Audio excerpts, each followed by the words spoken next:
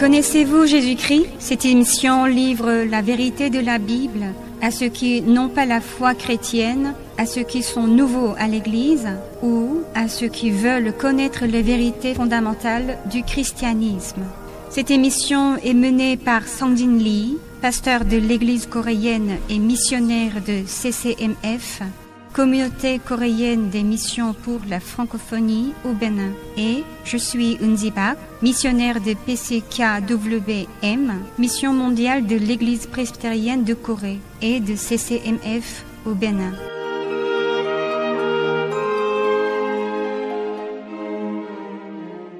Bonjour, pasteur. Bonjour. Pasteur. Oui. Dans le dernier épisode, nous avons discuté sur des athées qui prétendent qu'il n'y a aucun Dieu dans ce monde. Oui, c'est bien ça. Parmi les histoires du dernier épisode, pouvez-vous me raconter ce dont vous vous souvenez?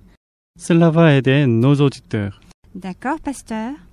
Vous avez dit que si quelqu'un se réclame d'athée, qu'il doit écrire une thèse qui prouve qu'il n'y a pas de Dieu, mais que nul ne l'a écrite et qu'aucune thèse n'a été annoncée. Et j'ai appris que la plupart des gens qui se réclament d'athées sont réellement les humanistes, qui disent que les humains sont les êtres meilleurs et qui poursuivent seulement le bonheur et la satisfaction des humains. Parmi les plusieurs types d'athées, nous avons vu l'athéisme matérialiste. Vous avez expliqué également que le matérialisme croit uniquement aux êtres existants, c'est-à-dire aux choses visibles, car il ne croit pas aux choses invisibles. Oui, vous l'avez bien dit. Vous avez très bien dit l'essentiel.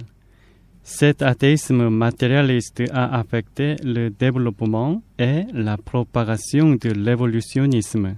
Pourquoi ces deux sont-ils reliés l'un à l'autre? C'est parce que ces deux ont pour base il n'y a pas de Dieu. Les athées et les évolutionnistes ont dit qu'il n'y a pas de Dieu.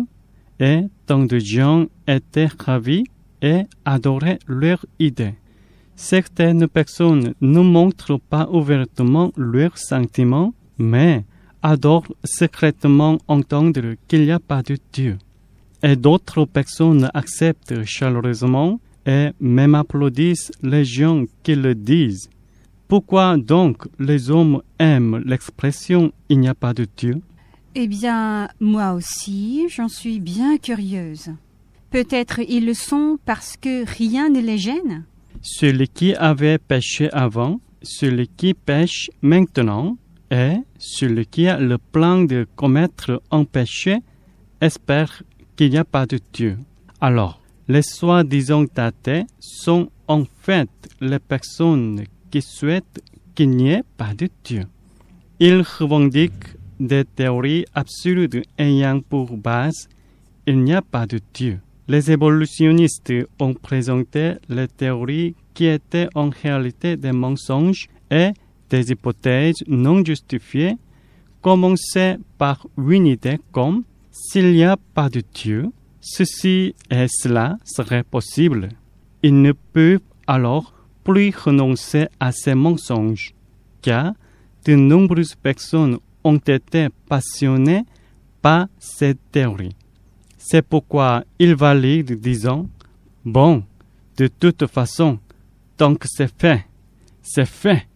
Tu veux qu'il n'y ait pas de Dieu. » Ah, donc ils ont commis des péchés et ils désirent encore pécher. Mais ils sont gênés à cause de Dieu et c'est pourquoi ils souhaitent qu'il n'y ait pas de Dieu. Oui, exactement. De nombreux gens dans ce monde souhaitent qu'il n'y ait pas de Dieu. Cependant, s'il n'y a vraiment pas de Dieu, on ne pourra même pas dire qu'il n'y a pas de Dieu. Vous comprenez ce que je veux dire? Si j'ai mal quelque part sur mon corps, je souhaite que ce mal disparaisse. Mais si le mal n'existait pas depuis le début, on ne connaît rien du tout de ce que le mal est. Et on ne souhaite pas non plus que le mal disparaisse.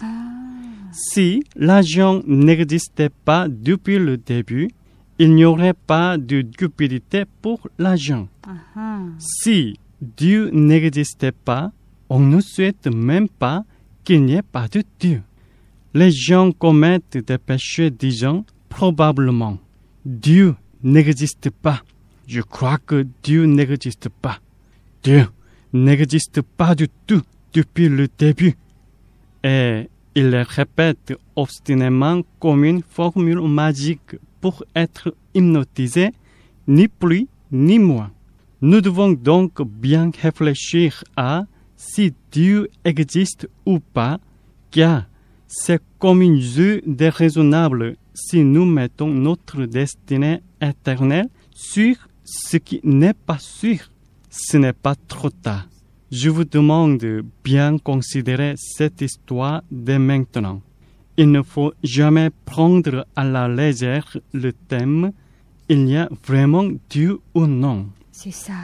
Les gens qui revendiquent qu'il n'y a pas de Dieu se dévoilent en réalité qui sont les pécheurs eux-mêmes. C'est exactement ça. Vous l'avez bien vu. Ils détestent dire avec leur propre bouche « Je suis un pécheur » parce que ça les gêne trop. Ils ont honte de le dire, alors ils le disent à leur manière en disant qu'il n'y a pas de Dieu. Ceux qui s'enfuient après avoir volé quelque chose, ceux qui sont au volant après avoir bu, et ceux qui conduisent sans le permis, etc., espèrent qu'il n'y a pas de policiers dans le monde. De même, comme les gens vivent une vie jugée par leur conscience, ils souhaitent qu'il n'y ait pas de Dieu. D'accord. Mais il y a une chose que vous devez absolument connaître, c'est que même si vous commettez un péché, si vous retournez à Dieu, il est déjà prêt à pardonner tous les péchés commis sans connaître Dieu. De plus, nos péchés ont été déjà payés. Jésus-Christ est crucifié afin de recevoir sur lui les malédictions et le jugement de tous nos péchés et nos fautes. Et Dieu attend que nous croyions en tout cela et revenions dans le sein de Dieu. Cependant, les gens préfèrent le mensonge qu'il n'y a pas de Dieu à un tel amour de Dieu. Mais ils ne peuvent pas continuer de le préférer parce qu'ils sont curieux de connaître le début de tout ce qu'ils voient, y compris les humains de ce monde, et ils se sentent incapables de ne pas pouvoir en trouver la réponse. S'ils disent que Dieu a tout créé, ils admettent que Dieu existe, donc ils ne veulent pas dire cela. Incapables de trouver la bonne réponse, ils concluent que la vie est arrivée par hasard, spontanément. Mais l'affirmation selon laquelle cela s'est produit par hasard, c'est-à-dire la théorie de la coïncidence, a été prouvée être un mensonge par un biologiste français, Louis Pasteur, à travers une expérience en 1861. L'affirmation selon laquelle cela s'est produit par hasard a été la base de la théorie de l'évolution, mais depuis qu'il a été révélé que c'était un mensonge, la position des évolutionnistes est devenue difficile. C'est parce qu'ils s'avère que leur théorie est partie d'un mensonge. Cependant, les évolutionnistes paniqués trouvent un moyen merveilleux de fuir en disant « Alors, la vie est venue de quelque part sur Terre. » Autrement dit, une météorite attachée de la vie a volé de l'espace et est tombée sur la Terre. Et cette vie a progressivement évolué vers diverses formes de vie d'aujourd'hui. Il s'avère que tout ce qu'ils ont dit était un mensonge. Donc, il est juste d'inventer un autre mensonge pour le dissimuler. Pasteur, il y a des gens qui revendiquent qu'ils sont athées, mais aussi il y a des gens qui disent « Je suis polythéiste ». Je ne pense pas qu'il y a un seul Dieu dans le monde. Je crois à tous les dieux de ce monde. Ces gens semblent avoir l'idée que toutes les religions sont les mêmes, comme nous en avons déjà parlé. Oui, vous l'avez bien remarqué. Ils disent également ce qui suit.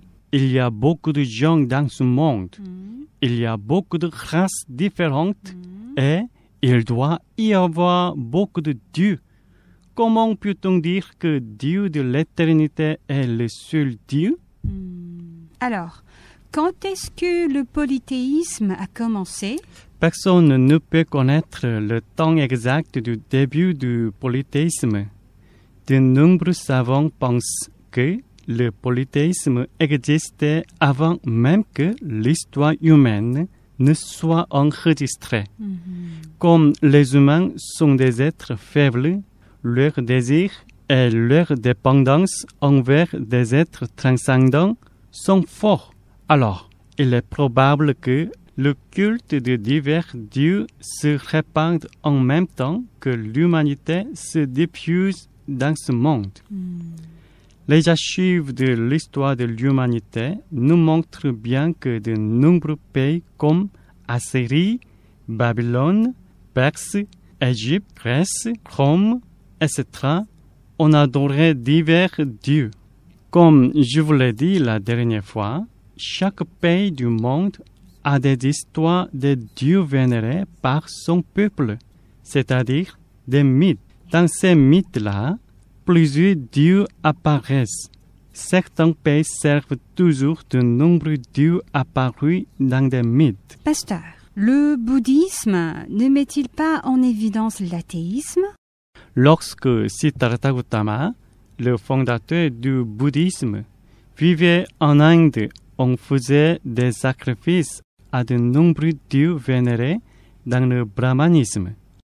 On accomplissait des sacrifices pour d'innombrables dieux et il a vu que de nombreuses personnes souffrent et sont maltraitées.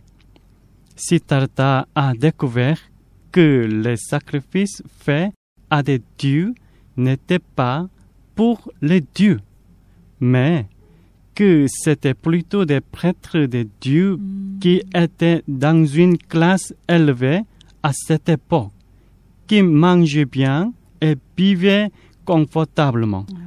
Alors, il a revendiqué l'athéisme disant qu'il n'y a pas de Dieu dans ce monde et on trompe les gens avec le mensonge afin de les maltraiter.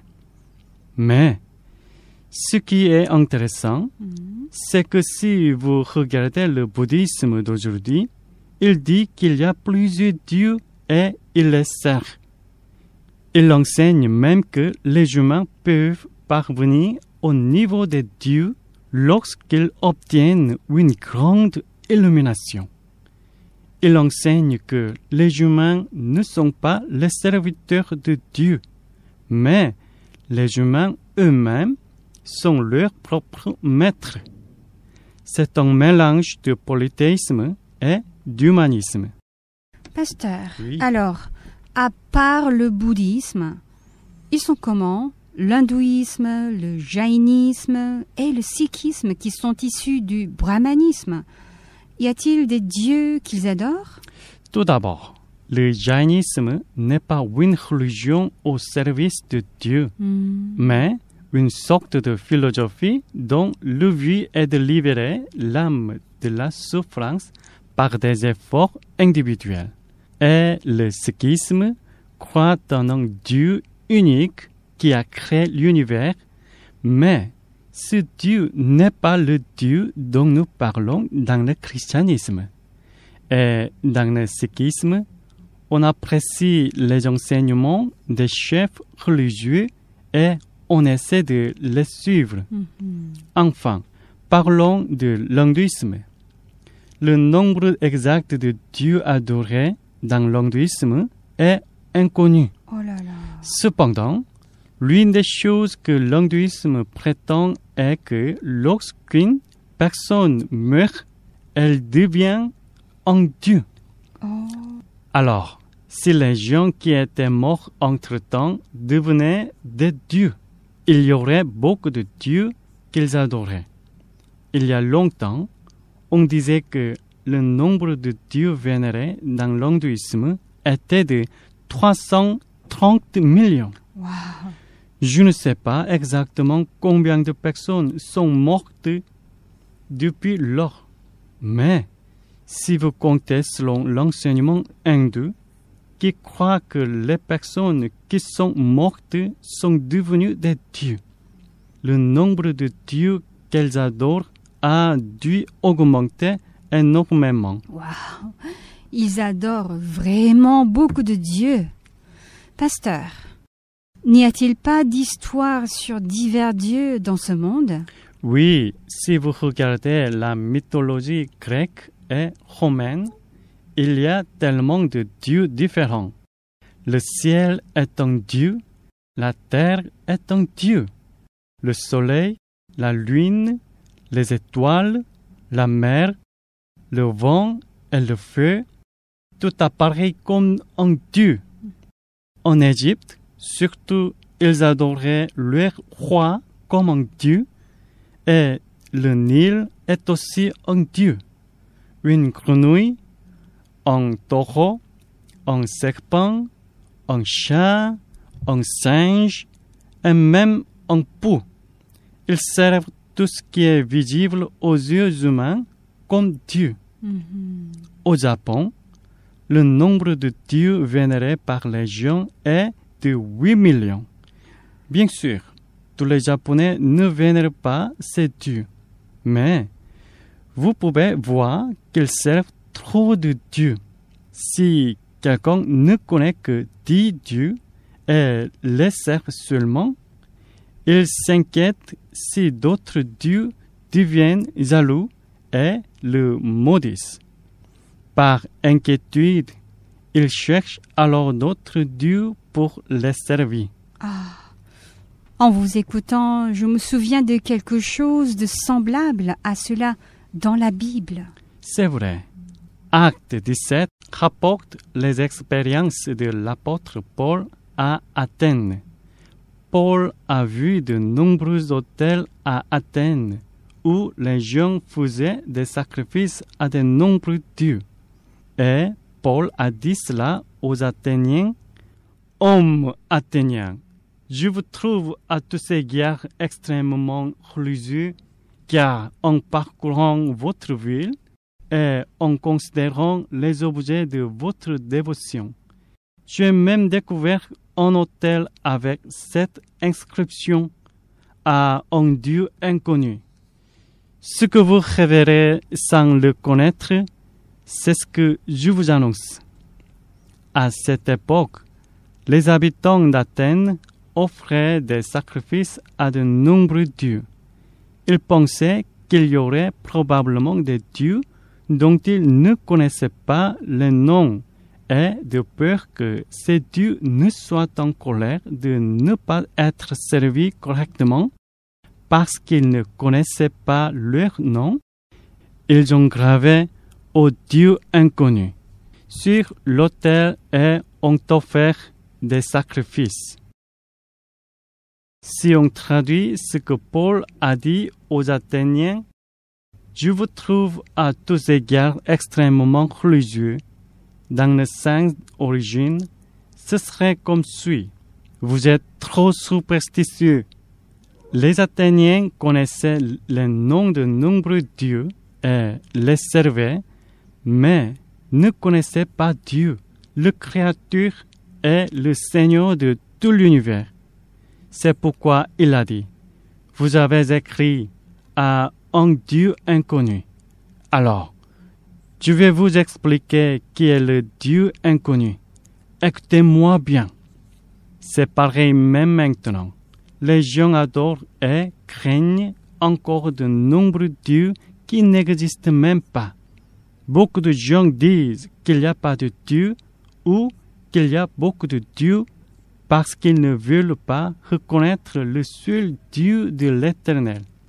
Les gens qui pensent qu'il y a plusieurs dieux sont, en d'autres termes, des gens superstitieux. C'est parce qu'ils pensent que ces dieux existent, même s'ils n'existent pas, et essaient de dépendre de ces dieux. Ça veut dire que le polythéisme n'est pas quelque chose qui a la preuve qu'il y a de nombreux dieux. Vous avez raison. Il n'y a aucune preuve que d'autres dieux existent à part Dieu. S'il y en a, il n'y a que des dieux créés dans l'imagination des gens. Nous pouvons connaître à travers la Bible qu'il n'y a pas d'autre Dieu que le Dieu qui a créé l'univers entier.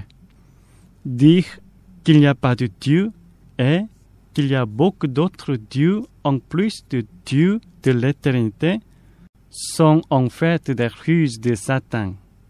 Satan invente des mensonges, trompe les gens et utilise toutes sortes de moyens et de méthodes pour empêcher les gens de revenir à Dieu. L'athéisme, le polythéisme, le matérialisme et l'évolutionnisme sont tous des œuvres développées par Satan. Les inventions de Satan, comme la divination, la pratique de la sorcellerie, les recours aux fétiches, l'adoration des morts comme des saints, les hérésies, les pseudo-religions, etc., existent dans le monde. L'apôtre Pierre nous avertit par ce qui suit. Soyez sobres, veillez. Votre adversaire, le diable, rôde comme un lion rugissant, cherchant qui il dévorera. La stratégie tactique de Satan pour empêcher les gens de connaître Dieu et de retourner à Dieu est trop élaborée et puissante. C'est pourquoi vous ne devriez pas écouter avec émotion ces histoires que je vous raconte, mais les écouter sérieusement tout en pensant c'est vraiment vrai. Lorsque Paul était en voyage missionnaire, il a visité les régions de Thessalonique et de Vérèe. De nombreuses personnes de la région de Thessalonique sont venues et l'ont persécuté en disant « C'est une personne qui bouleverse le monde ». Mais les habitants de Vérèe ont écouté l'évangile prêché par Paul avec un cœur sincère et se sont réunis chaque jour pour étudier et examiner les paroles de la Bible, se demandant si ces paroles étaient vraiment vraies. Plus tard, lorsque les Thessaloniciens ont appris que Paul prêchait l'évangile à Bérée, ils sont venus provoquer une agitation, n'est-ce pas? Oui, c'est ça. Simplement dit, vous pouvez facilement comprendre si vous imaginez que des gens de Cotonou viennent jusqu'à Calabi pour déranger et persécuter. Même si nous prêchons la vérité, il y a beaucoup de gens qui ne l'écoutent pas ou ne l'acceptent pas. Quand je vois de ces gens, je me sens très triste et j'ai de la peine pour eux. Afin de marcher sur le chemin de la foi juste, de la croyance juste, vous devez écouter, réfléchir et examiner avec une attitude de « c'est vraiment vrai ». L'apôtre Paul a dit quelque chose aux Athéniens et nous devons en tenir compte attentivement parce que ces mots s'appliquent non seulement aux Athéniens de cette époque, mais aussi à tous les gens qui vivent aujourd'hui. Pour conclure, vous pouvez lire ces paroles? D'accord. Nous ne devons pas croire que la divinité soit semblable à de l'or, à de l'argent ou à de la pierre sculptée par l'art et l'industrie de l'homme. Dieu, sans tenir compte des temps d'ignorance, annonce maintenant à tous les hommes en tout lieu qu'ils aient à se repentir, parce qu'il a fixé un jour où il jugera le monde selon la justice, par l'homme qu'il a désigné, ce dont il a donné à tous une preuve certaine en le ressuscitant des morts. Actes 17, versets 29 à 31. Amen. Connaissez-vous Jésus-Christ? Aujourd'hui, nous avons examiné le polythéisme, qui prétend qu'il existe de nombreux autres dieux dans ce monde, en plus de Dieu de l'éternité. Pasteur, merci. Merci.